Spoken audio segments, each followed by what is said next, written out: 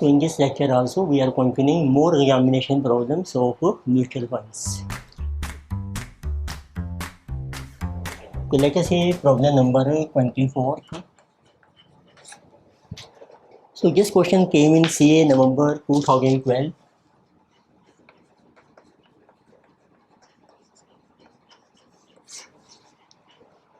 So let us see what data is given.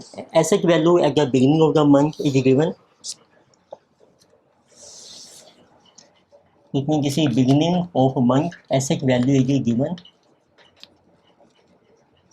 So this is our 65.78 and annualized return, annual return is given. This is 15% and distribution made in the nature of income and capital gain per unit respectively. And by the end of 1 month, the distribution is given. So total dividend or capital gain है, this is 0.50 and 0.32. It means total distribution आपका बन जाएगा ₹0.82. So you are required to calculate the month and NAV. आपको calculate करनी है बच्चे closing NAV at the end of month and provide a brief comment on the month and NAV. तो लेकर से तो आप रिटर्न का फार्मूला अप्लाई कर सकते हैं. रिटर्न देखो आपको दिया है पर एनम परसेंटेज में, तो इसका फार्मूला है आपका dividend plus capital gain plus closing NAV minus opening NAV upon opening NAV times 100. So this is given to be 50. अब ये जो रिटर्न आएगी ये आएगी 1 मंथ की, इसको बना लीजिए 12 मंथ्स, 12/1 इज इक्वल टू 15. ये पूरे साल की बन जाएगी. तो डिविडेंड और कैपिटल गेन का डिस्ट्रीब्यूशन है आपका है 0.82 और क्लोजिंग NAV आपकी मिसिंग है. ओपनिंग आपको दी है 65.78 अपॉन 65.78 इज इक्वल टू 15/1200. तो अब आप क्रॉस मल्टीप्लाई कर सकते हैं. तो दिस माइनस दिस, तो ये बन जाएगी आपकी NAV 1 माइनस ये नेगेटिव है पॉजिटिव, नेगेटिव इज ग्रेटर. तो 65.78 माइनस 0.82 जिसे जो 64.96. इसको कर लीजिए मल्टीप्लाई 1200 से, cross multiply 15 into this 65.78 into 15 986.7. इससे आपकी क्लोजिंग NAV आ गई NAV 1. So this is equal to, तो पहले आप डिवाइड कीजिए 986.7 divided by 1200 and this will go here, ये प्लस हो जाएगा 64.96.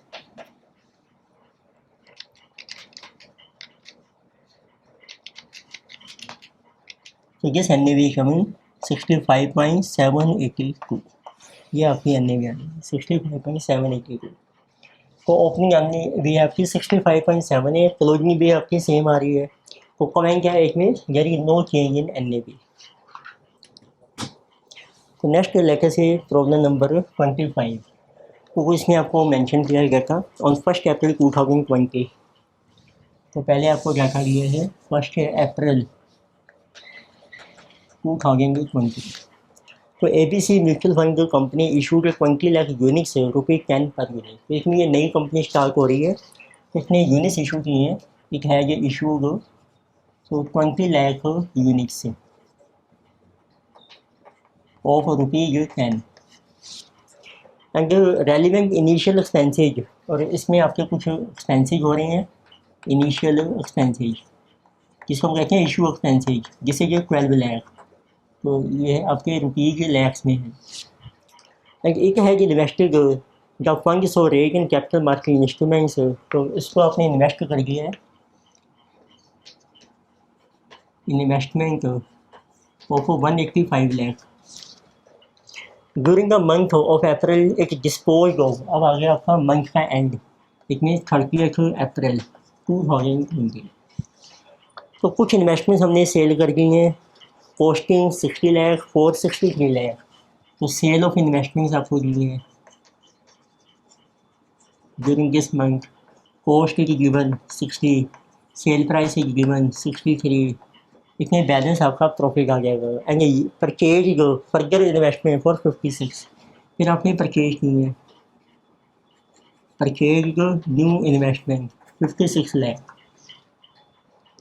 फंड मैनेजमेंट एक्सपेंसेस हैं 1 लाख, तो आपके फंड के एक्सपेंसेस हो रहे हैं, फंड मैनेजमेंट एक्सपेंसेस 1 लाख से। And out of which 10% is in arrear, तो इसका 10% अभी आपके एरिया में है, आउटस्टैंडिंग है।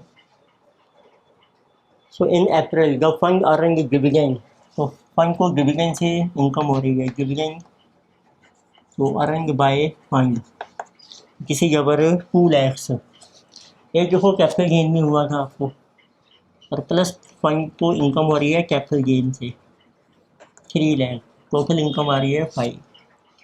एंड फंड है कि distributed 80% of its realised earning, तो जो अर्निंग्स हम रियलाइज कर रहे हैं इसको कहते हैं रियलाइज्ड अर्निंग्स। तो इसका 80% हमने डिस्ट्रीब्यूट कर दिया है, जिसकी की डिस्ट्रीब्यूशन 5 इंटू 80% विच इज 4।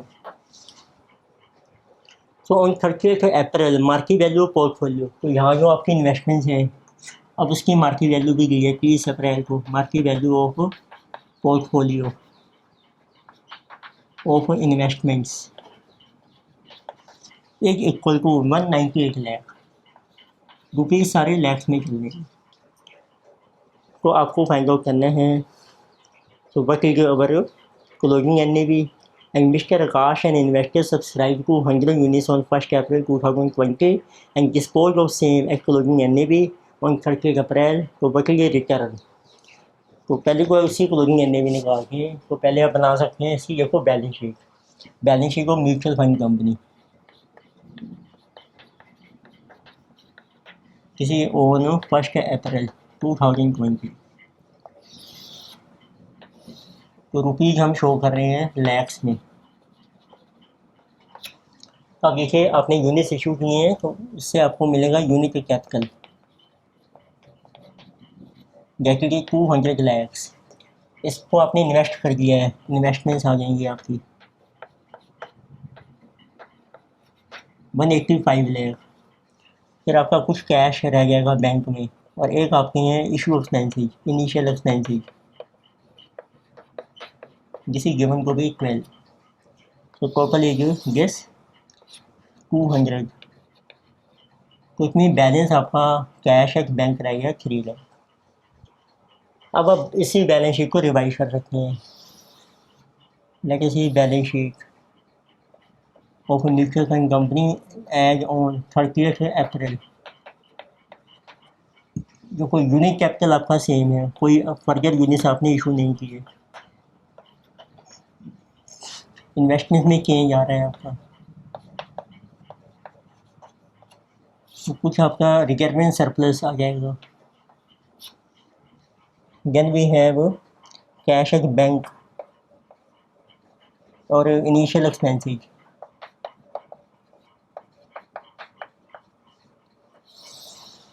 उससे आपकी क्लोजिंग आ जाएंगी आपकी। तो लेके से अगर को सबसे पहले आपने इन्वेस्टमेंट सेल की है, उसमें प्रॉफिट हो रहा है अभी 3 का। इन्वेस्टमेंट थी आपके पास 185 की, उसकी कॉस्ट माइनस कर दो तो सेल हो गई। परचेज कर लो नई इन्वेस्टमेंट 56 की, बैंक में कैश था आपका 3, सेल आपने जो की है वो कैश आ रहा है 63, परचेज हमारा कैश जा रहा है 56। फिर आपके एक्सपेंसिव हो गए 8 के, -1 बैंक में पे करके प्रॉफिट आपका कम हो जाएगा 8 से।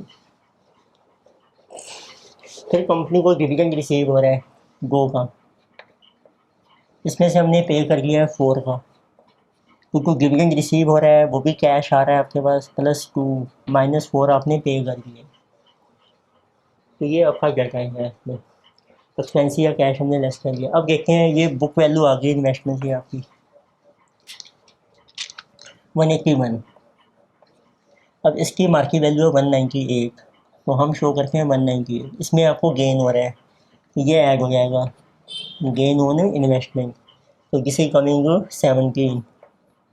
तो इस तरीके से आपका रिक्वायरमेंट सरप्लस आ जाएगा, जिसे जो 5 माइनस 12 प्लस 17 10, ये रिक्वायरमेंट सरप्लस। अब देखो आपके बैंक में कितना बैलेंस है, 66 माइनस 56 माइनस 8 माइनस 2, एक जो 0, 12 के एक्सपेंसेज हैं आपके, टोटल एज 210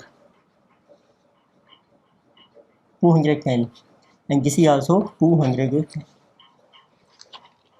तो अब आप क्लोजिंग एन भी कैलकुलेट कर सकते हैं।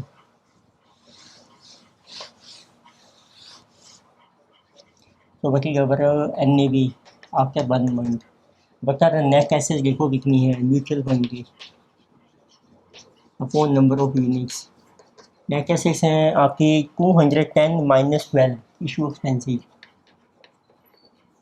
नंबर ऑफ यूनिट्स हैं आपके, सो दिस इज 20 लाख यूनिट्स 20,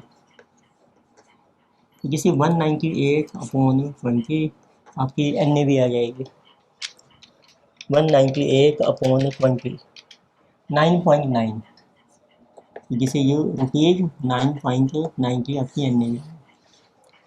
अब आपको जो कोई इन्वेस्टर है उसने 100 यूनिट परचेज किए हैं और उसको सेल करके क्लोजिंग एन बी के ऊपर, तो उसकी रिटर्न आपने कैलकुलेट करनी है।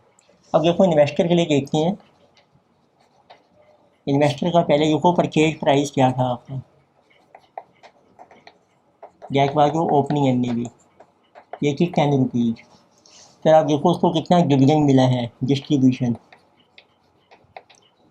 कंपनी ने डिस्ट्रीब्यूशन किया था टोटल 4 लैक्स का, और यूनिट्स हैं आपके 20 लाख, तो पर यूनिट आ गया डिस्ट्रीब्यूशन पर यूनिट 0.20, और क्लोजिंग एन भी आ गई आपकी, जिसे जो 9.90।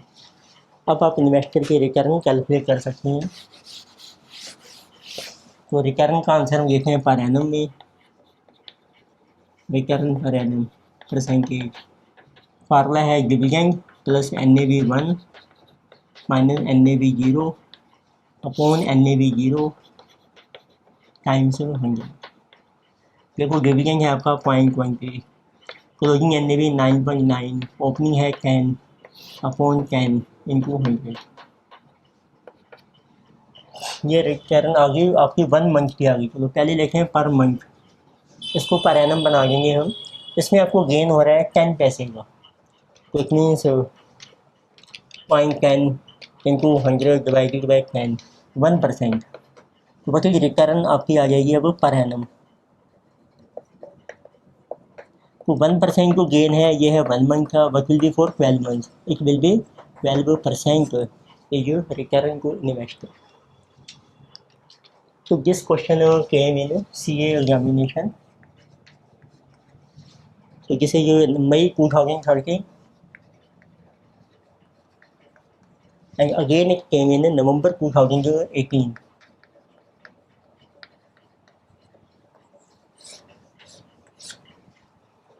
Next we have problem number 26.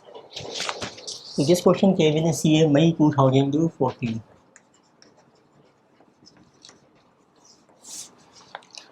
इसमें देखो आपको मेंशन किया है based on flowing data estimate जानने भी per unit regular income scheme of a fund. आपको डिफरेंट इन्वेस्टमेंट ली है म्यूचुअल फंड की, लिस्टेड इक्विटी शेयर्स हैं, कॉस्ट हैं, कैश इन हैं, तो ऑल द लिस्टेड शेयर्स पर purchase at a time mega market portfolio index का 12500। तो पहले देखते हैं आपकी इन्वेस्टमेंट्स एसेट्स क्या हैं एट टाइम ऑफ परचेज।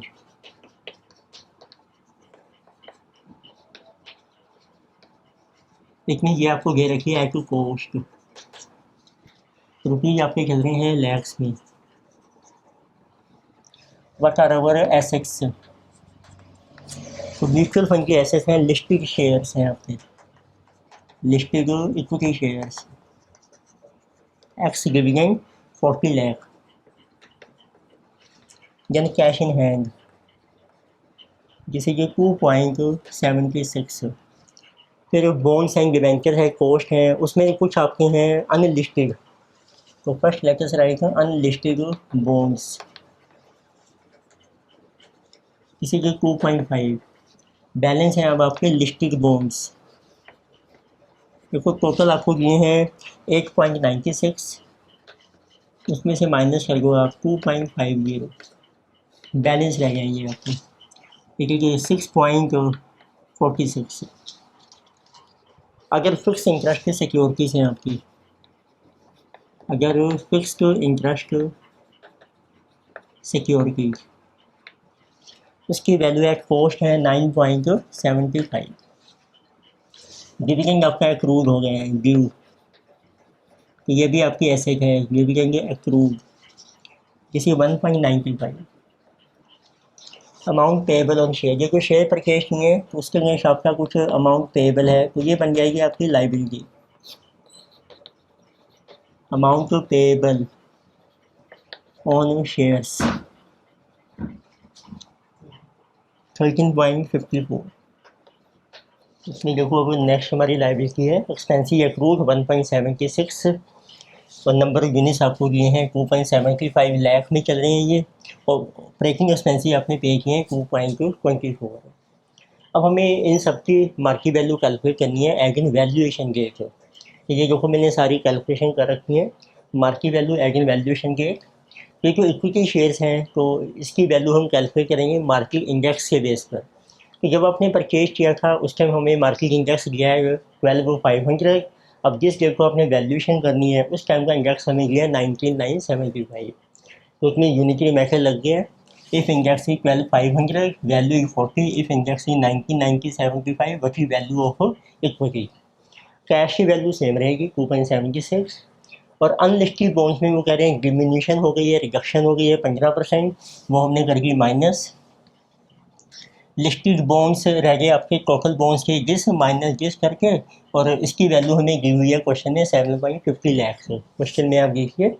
और अगर फिक्स इंटरेस्ट की सिक्योरिटीज़ उसकी रिलाइजेबल वैल्यू भी है, तो ये की फेस वैल्यू 100 है, उसकी वैल्यू है 96.50, तो वर्कली वैल्यू ऑफ 9.75। तो ये भी हमारे आगे समझो यूनिटरी मेथड से proportional value, market value of अगर fix interest securities.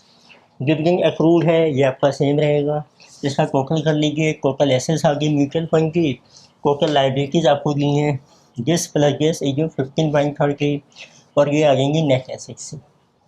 So now you can determine NAV, net assets divided by number of units यहाँ थी 2.75, डिवाइड करके आपकी आ गई NAV। और जो ऑपरेटिंग एक्सपेंसेस हैं ये ऑलरेडी पेड हैं, it mean they are not relevant. हम वही एक्सपेंसिव कंसीडर करते हैं नेट एसेट में जो आपके आउटस्टैंडिंग होते हैं, जो आपने पे कर दिए हैं उसके में कोई प्रॉब्लम नहीं। तो नेक्स्ट लेक्चर में आगे और प्रॉब्लम्स हम डिस्कस करेंगे, कंटिन्यू करेंगे। Thank you.